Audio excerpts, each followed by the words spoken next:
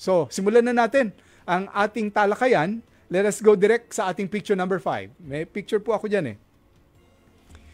Ang ating talakayan, base po dito, ay tungkol sa bukol, sa suso. Maraming mga kababaihan, nagpapatingin po sila, nasa advanced stage na po. That means, nakapana nila yung bukol. Minsan may bukol na rin sa kilikili. Yung bukol nagsimula siguro sinlaki lamang ng mais, butil ng mais. Lumaki hanggang butil ng halimbawa ubas. Pero hindi nila patitingnan sa doktor hanggat hindi nagiging sinlansones dahil sa takot po. At minsan pinatitingnan lang nila sa doktor kapag nagsugat na o pumutok na. So madalas nabibigyan po sila ng taning. Masakit pakinggan po 'yon. Dahil kami mga doktor walang karapatan po na magtaning, no? So, yung binibigay po sa kanila ay mga options ng gamutan. Tanggalin, modified radical mastectomy, or lumpectomy. Pagkatapos ay merong adjuvant o neoadjuvant chemo and radiation therapy.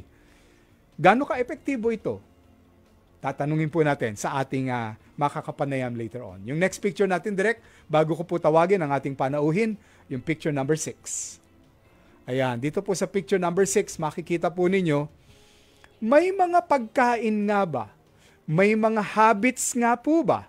May mga ginagawa nga po ba tayo na nagiging prone ang isang babae sa pagkakaroon ng bukol sa suso? Sabi nga po nila, mas lamang daw yung nagpa-breastfeed, lumiliit o mas less ang kaso nang siya ay magkaroon ng bukol sa suso.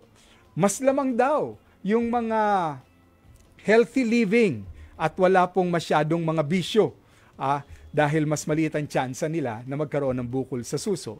And definitely, mas lamang daw yung mga taong hindi tumatakbo ito sa kanilang pamilya dahil mayroon pong tinatawag na genes. Ang tawag yata doon, BRCA gene, na maaaring maging dahilan para magkaroon ng bukol sa suso. Dr. G, positive family history ng cancer of the breast. Aside from that, mahilig sa karne si Teacher Larry. Pareho po ba yon na causative factors? Only 2 to 5% of breast cancers are influenced by genetics. 2 to 5 yung lang? BRCA1, BRCA2, it only compose about 2 to 5%. So maliit yung lang. Genetic cause. Ano yung mas malaki? Dyan, maski mayroong kayong genetic predisposition, this also could be influenced by lifestyle. Pwede hindi mag-manifest yan, maski mayroong kang genetic predisposition. 98% actually is lifestyle. Teka, Doc Junji, alam mo, recently, naging napakalaking issue. Yun daw stress, pwedeng makakontribute sa pagkakaroon ng tumor? Gaano katotoo, Doc Junji? Of course, para sa akin, number 1 po yung stress, yung emotional toxicity, isa yun sa nakakakos ng chronic inflammation. Ilang taon po kayo nung kayo ay naoperahan?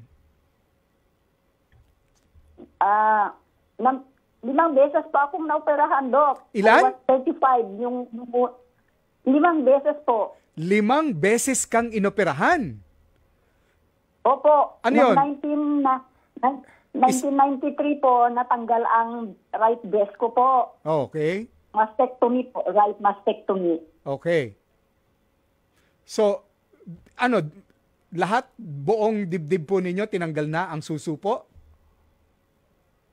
Right lang po. Kanan. Pero, nag-undergo po ba kayo ng chemo o radiation therapy? Hindi po. Noong 1996, I was advised by my doctor na mag-undergo ng chemotherapy po. Pero Okay. mahal. Hindi ko po kaya. Oh, Kaya po, hindi ka ano na lang nag-chemotherapy? po, nag-take na lang po ako ng medicine. Aha. I'll ask Doc Junji. Tapos, Doc Junji, it's quite common na after undergoing surgery, yung pong modified radical mastectomy, na yung mga surgeon sinasuggest na pumunta sa onco ang pasyente to undergo chemotherapy. how feasible is this? Paano kung ayaw o hindi kaya ng pasyente? What can you comment about this, Doc Junji? Lahat ng surgery, i-refer talaga yan sa oncologist for chemotherapy. Aha. Pero maraming mga pasyente, because of one reason or another, Aha. they don't want to go. Often, they would come to us. Okay. So, nagpupunta po sila for for a second opinion. Second opinion and another alternative treatment aside from chemotherapy and radiation. Teacher Larry, so hindi kayo nag-chemotherapy, pero kamukha nang nabanggit ng ating guest doctor, si Doc Junji, na may mga complementary therapy na pwede daw gawin. Yun po ba ang ginawa ninyo? Opo, salamat sa Diyos at kayo po ay pumunta dito sa Claveria at nagpa-examine ako po. Ako pumunta dyan? I-advise me na. Opo, pumunta po kayo, nagpa-exam po ako at nakita ninyo na sa left breast ko po, marami na naman pong bukol sa left breast. Sinabi ko po sa inyo na magpa-therapy ako as advised by my doctor. Pero sabi po ninyo, mahina raw po ang aking immune system dahil sa sunod-sunod na aking operasyon. Kaya sinunod ko po ang payo ninyo na huwag muna po. Anong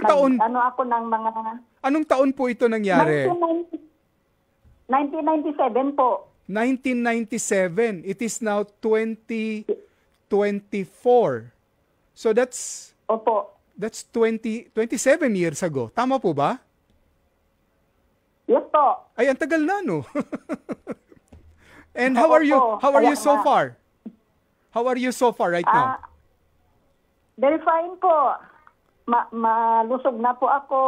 Marami na po akong activities. Nagtatanim po ako ng mga ornamental plants, mga gulay po. Okay, ang ganda Yan naman. Po ang aking... Ilang taon na kayo muli? Yan po ang aking... Ilang taon na kayo muli? Magsa-73 December po. Wow, 76. O sige, bago po tayo magpaalam, hihingi na lang ako. 73 po. Ilan? 73? Hihingi na lang ako ng payo sa inyo, Teacher Larry, bago ko balikan si Doc Junji. Ano may papayo mo sa mga kababaihan na ganyan nga, nagkabukol-bukol ang suso at himihingi ng tulong? Sige nga, payuhan mo sila. Sa mga kapwa ko po kababaihan, kung may nararamdamang bukol sa dibdib, magpatingin agad sa doktor upang maagapan ang sakit. At saka sundin ang payo ng doktor dahil sila ang nakakaalam kung ano ang nararapat. At ang pinakamagandang advice ko po, yung advice ninyo na mag-diet. Totoo po yung diet. Yung pag-diet ko na advice ninyo na wag akong kumain ng karne, kumain ng mga dairy products. Sinunod ko po, isda na lang, gulay at prutas ang kinain ko noon. Awa ng Diyos, sa tulong po ninyo ako'y malakas din. Saka higit sa lahat po, magtiwala tayo sa Diyos. Yun. Na siyang pinakamagaling na doktor. Hey, maraming salamat, Teacher Larry. That's the best advice. Tiwala po sa itaas. Okay, Teacher Larry, God bless po. So can you imagine from 37 years old, advised to undergo chemotherapy dahil malignant nga yung bukol niya, and she's now 73. 37, biniligtad 73, and she's okay. Maraming salamat po, Teacher Larry.